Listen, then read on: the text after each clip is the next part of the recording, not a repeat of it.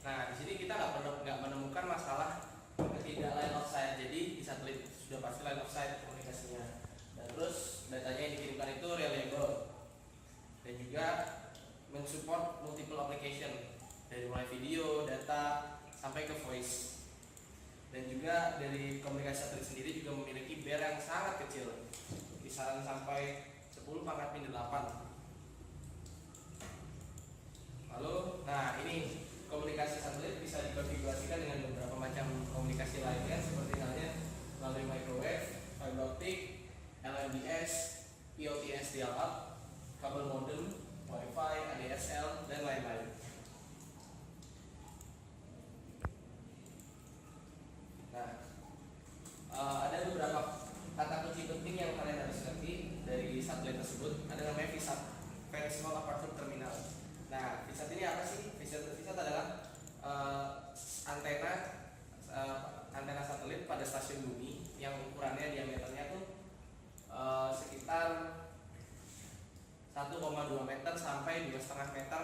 Itu yang kita lihat antena itu di pointing. Nah, itu namanya VSAT. Terus bandwidth adalah frekuensi kerja dari sebuah komunikasi tersebut. Nah, ini ada frekuensi nanti akan dijelaskan selanjutnya. Ada namanya bitrate, ada juga space segment, ada uplink, downlink. Uplink itu adalah transmisi yang dilakukan dari stasiun bumi ke satelit, dan kalau downlink itu dari satelit ke bumi. Ada juga outbound, istilah outbound dan inbound. Outbound itu apa? Outbound itu adalah ketika dari suatu transmisi dari hub menuju ke si VSAT tadi yang saya bilang antena stasiun bumi yang sekitar diameter disk antenanya itu 1,2 sampai 2,5 meter. Dan juga ada inbound dari VSAT ke stasiun bumi. Dia ada spektrum analyzer untuk menampilkan perhitungan. Ada dB, ada gain, penguatan, dan ada pelemahan, attenuation, IRP. Nah, ini adalah istilah baru, effective isotropic radiation power. Ini yang kita amati di satelit juga. Beberapa faktor penting, beberapa parameter penting yang kita pertimbangkan adalah C per N atau carrier per noise. Nah, ini juga ada EB per noise atau energy in bit noise, dan juga ada bit error ratio yang tadi saya sebutkan. Bit error ratio pada saat itu sangat kecil sekali. Nah, terus juga ada kita menghitung link budget seperti halnya pada fiber optic. Nanti juga kita akan menghitung link budget, perbandingan daya, dan juga losses yang membutuhkan. Nah, ini ada istilah namanya transponder. Apa sih transponder itu? Transponder itu adalah seperti halnya perangkat transceiver yang ada di satelit, di mana dia bisa menerima dan mengirimkan dengan beberapa kanal-kanal yang sesuai dengan frekuensi kerjanya.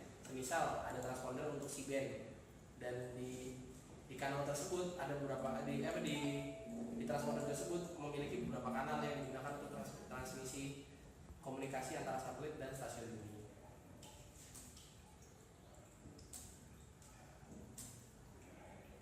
Nah, selanjutnya ini adalah pembagian alokasi frekuensi. Nah, kita lihat AM di mana frekuensinya sangat rendah, 5 sampai 1,6, ada shortwave 1,6 sampai 30 MHz, ada radio CD yang dulu kita gunakan sebagai komunikasi antar komunitas kopi darat ya kalau kita tidak sebut. Terus ada VHF TV, ada radio FM, VHF TV. Nah, antena satelit itu komunikasi satelit itu menggunakan frekuensi di atas S-band. Jadi kisaran komunikasi band yang kita gunakan kisaran 3,7 sampai 4,2 GHz.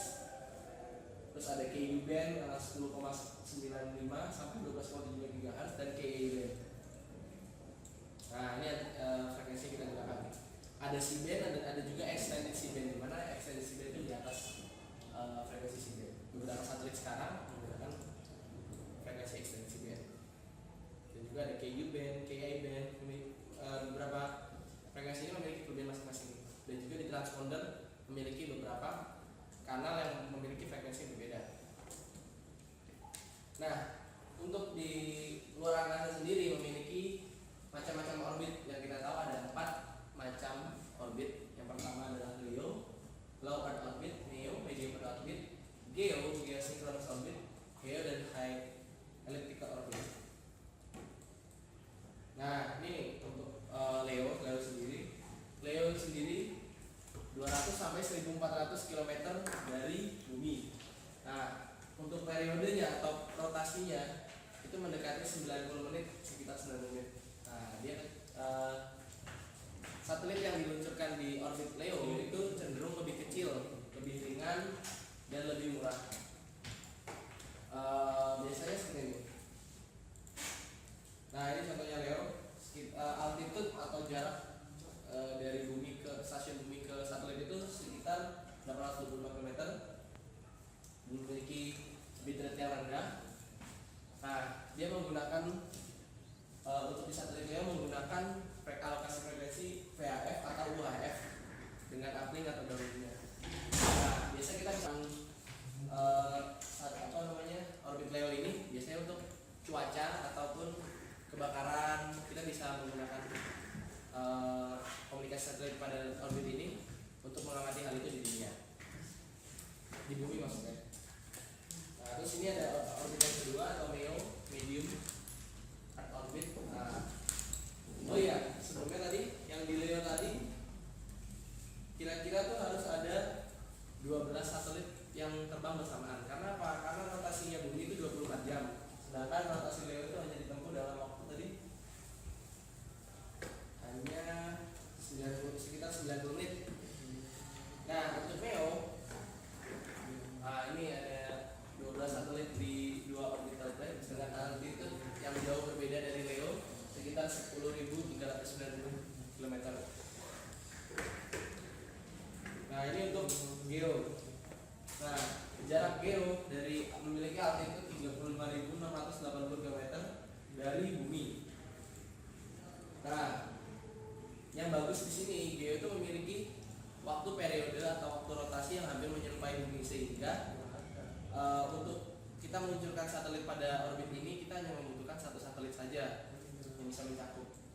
Itu bisa digunakan untuk jaringan internet, layanan bisa untuk telepon, voice atau video conference, kita menggunakan ini.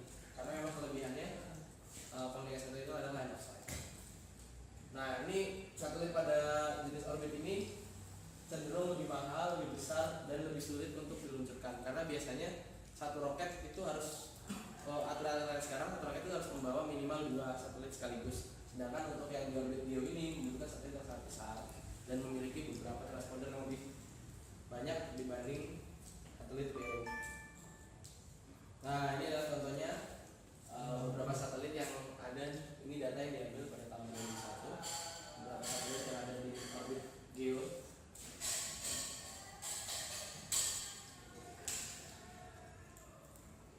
Ya, mungkin cukup penjelasan saya tentang satelit. Mungkin diskusi selanjutnya bisa dilanjutkan mengenai WMX. Halo teman-teman, di sini saya akan menjelaskan apa itu WMX. Jadi WMX itu adalah teknologi wireless broadband yang berdasarkan standar IEEE 802.16. WMX itu adalah singkatan dari Worldwide Interoperability for Microwave Access. Jadi WMX itu adalah standar akses pita lebar yang berbentuk wireless. Dan sekarang WMX dikembangkan dan distandarisasi oleh IEEE 802.16. Dan WMX berfokus pada 6 GHz radio band. 802.16 WMX adalah salah satu komunikasi terestrial yang masih dikembangkan. Jadi untuk versi WMX yang diam atau tetap, ini kecepatan standarnya 20 Mbps yang mampu berjarak 80 km atau 30 mil. Dan untuk versi mobile atau versi bergerak yang masih dikembangkan juga, jadi dia berkecepatan 3 Mbps sampai 16 Mbps for mobile user atau pengguna mobile.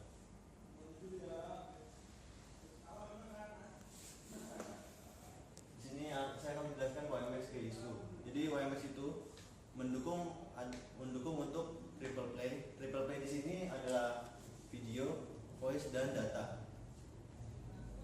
Dan juga WMX mendukung untuk WiFi dan bersifat mobile yang hanya membutuhkan satu infrastruktur. Dan WMX ini mempunyai kecepatan tinggi dan bisa dikonfigurasikan dengan WiFi. WMX di sini teknologi berbasis 4G.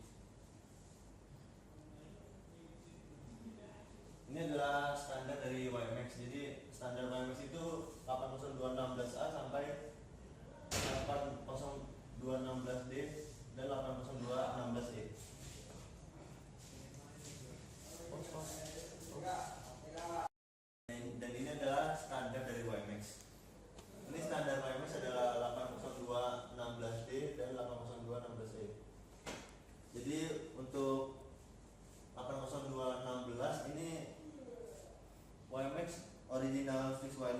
yang bekerja dengan frekuensi kerja 10 sampai 66 GHz yang hanya memakai LOS atau line of sight only, dan pengaplikasian hanya untuk point to point.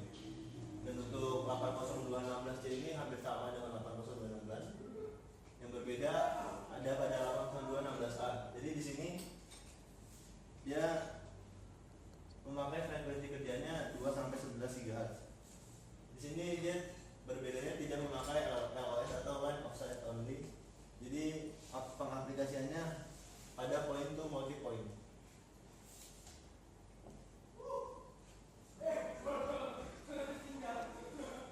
Ini adalah profile WiMAX yang diambil dari forum WiMAX. Standar WiMAX itu IEEE 80216E dan IEEE 80216B.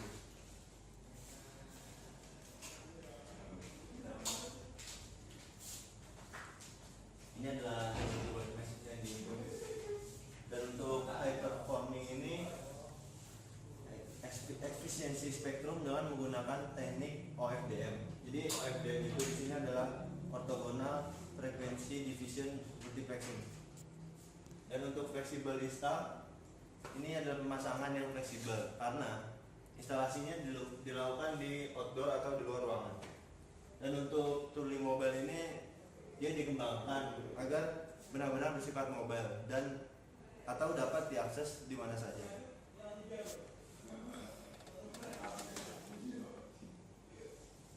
Ini adalah auxiliary frekuensi WiMAX. Dan untuk studi kasus atau riset di luar negeri seperti contoh di Singapura ini memakai 2,3 GHz dan 2,5 GHz. Untuk di Indonesia ini masih memakai 2,3 GHz dan 3,3 GHz.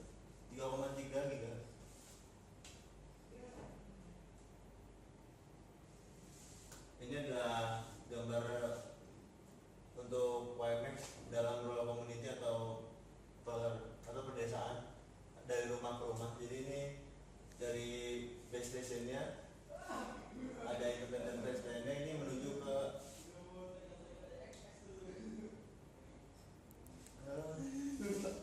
tiga. Dan dari base station ini lalu menuju ke subscriber station. Subscriber station dari rumah ke rumah yang bisa diaplikasikan untuk laptop atau telekomunikasi. Dan untuk di institut atau di kampus ini bisa untuk wifi, bisa untuk LAN, dan juga bisa untuk pemasangan security atau kamera. Dan ini adalah untuk WiMAX dalam konektivitas kampus. Jadi ini base stationnya ini ada pada satu main building yang dikirimkan ke subscriber station pada gedung 1 dan gedung 2. Ini sama bisa diaplikasikan untuk LAN, untuk kamera pengaman, surveillance atau security telepon.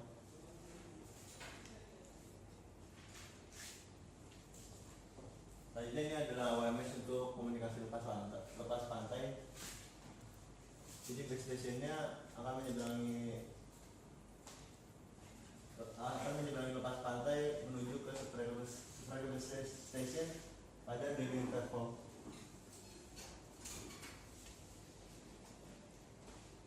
Dan ini adalah WiMAX untuk keamanan umum. Jadi untuk keamanan umum ini dari base stationnya atau control center atau head office-nya ini menuju ke subscriber station yang berada pada mobil polisi, mobil pemadam atau mobil ambulans.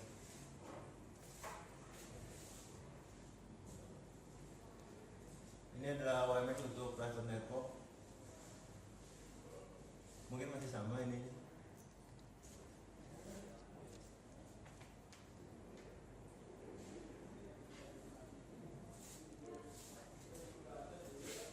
Tiga. Dan ini adalah salah satu contoh dari pengaplikasian WiMAX. Ini adalah untuk perintah santai. Ini jadi contohnya. Ini untuk WiMAX untuk jaringan publik.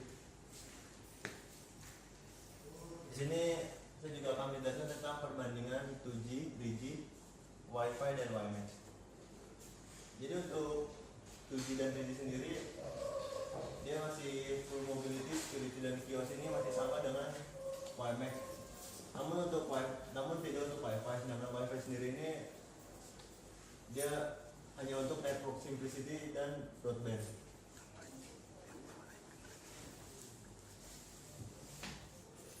Ini adalah sekian presentasi dari saya untuk menjelaskan tentang WiMAX.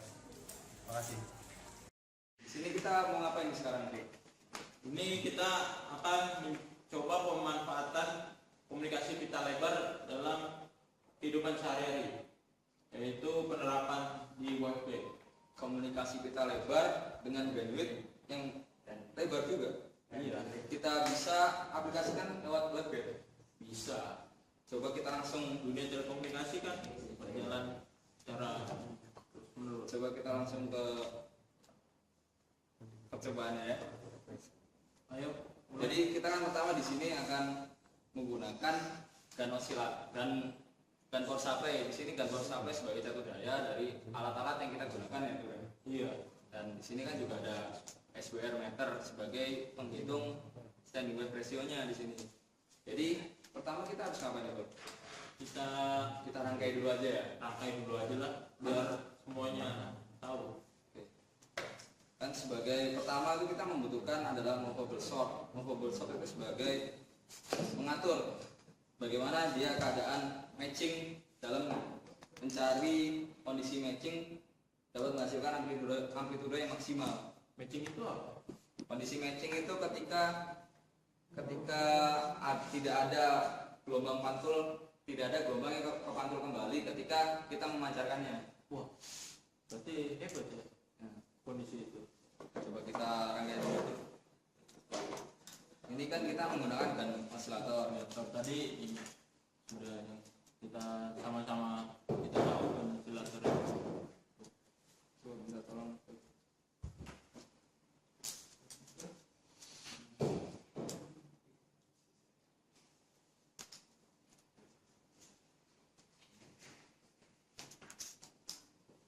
Nah, setelah dipasang ke GAN oscillator ini berfungsi sebagai apa tadi itu? Pembangkit sinyal karier. Pembangkit sinyal karier. Nah, pembangkit sinyal karier ini akan kita hubungkan ke SWR meter. Dia akan membangkitkan sinyal karier di sana.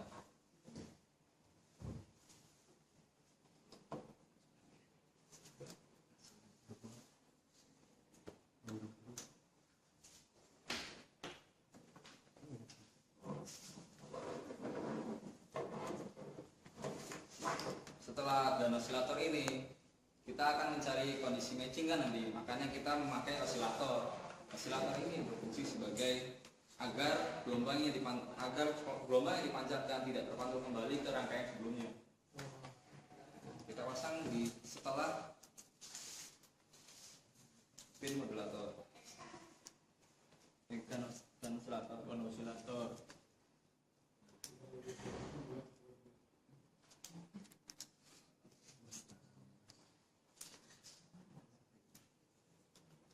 Setelah kita rangkai seperti ini, kita akan menggunakan pin modulator. Pin modulator. Itu apa, Wik? Pin modulator. Pin modulator ini kan nanti mendapatkan input sinyal informasi. Oh, jadi untuk proses modulasi itu. Nah, nanti kan dari pin modulator ini bertemu antara sinyal informasi dan Carrier. nah, di sana akan ada proses modulasi.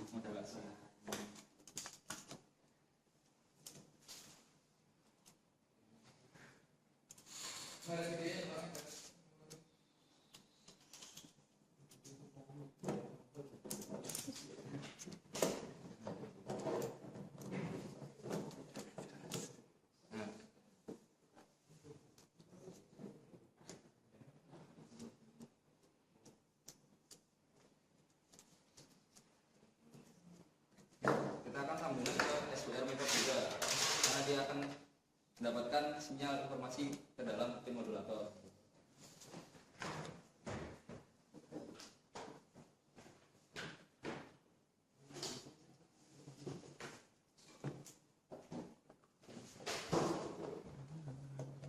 Sini akan mendapatkan ke pin modulator. Modulatornya.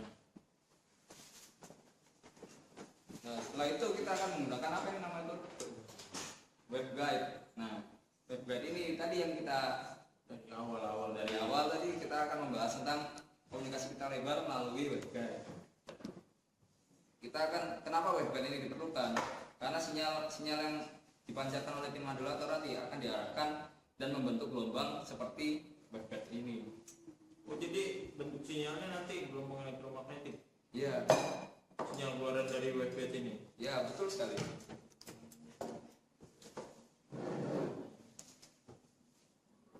Nah, setelah itu kita akan menggunakan TST.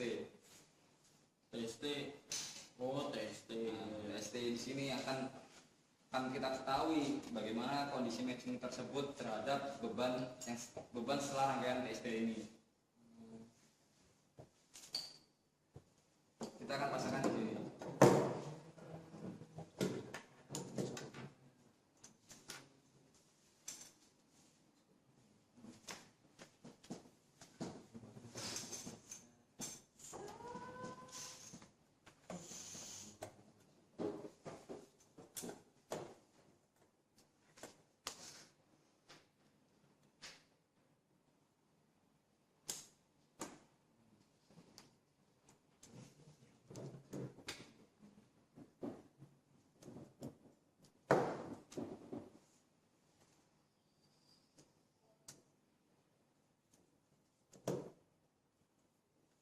Nah, jadi begini teman-teman, proses komunikasi pita lebar ini kita terapkan di waveguide sini karena kami rasa bandwidth yang dihasilkan oleh waveguide ini lebar juga termasuk ke dalam komunikasi pita lebar.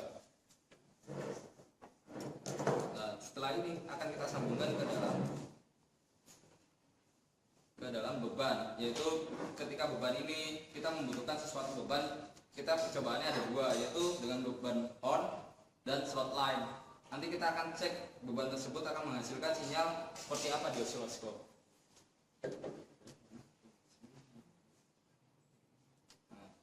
Nah, kita akan memasangnya di sini. Nah, seakan-akan nanti ketika proses kerjanya itu, jadi dari movable swap ini akan memutarkan, kita akan memutarkan, sudah kita lepas dulu. Nah, di sini kita akan mutar agar level matchingnya di sini ketemu. Ketika sudah kita ketemukan, kita akan dari gun osilator ini akan mengalirkan gelombang elektromagnetiknya ke osilator. Nah, dari osilator ini berfungsi sebagai agar gelombang yang dipancarkan oleh gun osilator ini tidak kembali ke rangkaian sebelumnya atau tidak kembali ke gun osilator. Jadi kondisi ini menjadi matching impedance, yaitu artinya tidak ada pantulan kembali. Betul sekali. Nah, setelah itu gimana tuh? Ketika osilator ini menghasilkan dan osilator ini menghasilkan sinyal karier dan pin modulator ini bertemu dengan sinyal informasi, apa yang akan terjadi? Akan terjadi kondisi matching impedance. Nah, setelah itu kan ada proses modulasi ya di sini. Proses modulasi di sini akan kita antarkan kembali ke waveguide. Nah, di waveguide ini akan membentuk gelombang sesuai dengan waveguide tersebut. Oh, sesuai tadi perintah waveguide. Ya, Putaran-putaran. ya. Setelah itu kita akan dari waveguide ini akan kita salurkan ke TST. Nah, fungsi dari TST ini nanti kita putar-putar ini sebagai elektromagnetik atau H-plane dan E-plane. Nah, ketika kita putar-putar ini strobe-nya sampai ke bawah, sampai bersentuhan dengan batas bawah, dia akan menjadi induktif. Ketika kita setengah sampai ke atas, dia akan menjadi kapasitif. Terus akan kita salurkan ke beban antena horn ini. Dia akan menghasilkan gelombang yang berbeda dengan beban lainnya dan slot line ini. Oh, slot line itu gimana? Nanti slot line ini kita akan pasangkan ke osiloskop. Gitu. Ayolah, mulai aja.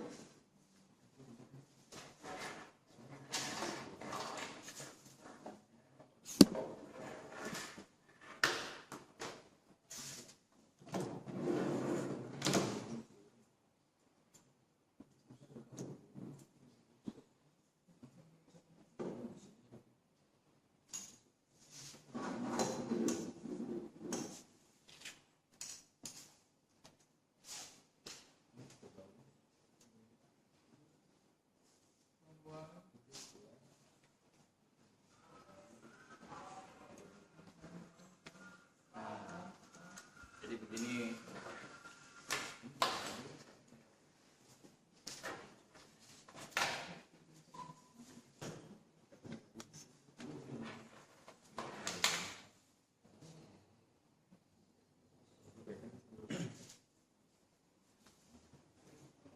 kita akan masukkan ke output input 1.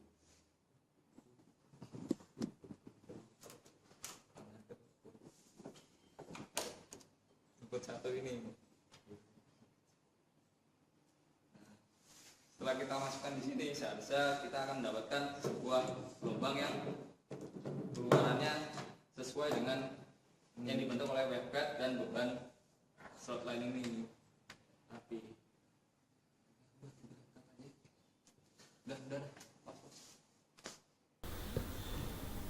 Assalamualaikum warahmatullahi wabarakatuh.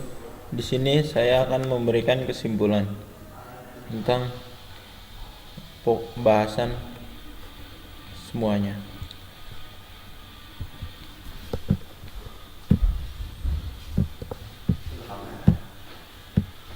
Waveguide adalah struktur yang membimbing gelombang, seperti gelombang elektromagnetik atau gelombang suara. Ada beberapa jenis-jenis waveguide untuk setiap jenis gelombang. Yang asli dan paling umum artinya dalam pipa logam kosong digunakan untuk tujuan ini. Seperti yang tadi telah dijelaskan oleh kelompok kami, waveguide berbeda dalam geometri yang dapat membatasi energi dalam satu dimensi, seperti di lempeng waveguide, atau dua dimensi, seperti dalam serat atau saluran waveguide sesuai di W. Selain itu, waveguide berbeda diperlukan untuk memandu frekuensi yang berbeda. Membimbing serat optik laser frekuensi tinggi tidak akan memandu gelombang mikro yang memiliki frekuensi jauh lebih rendah.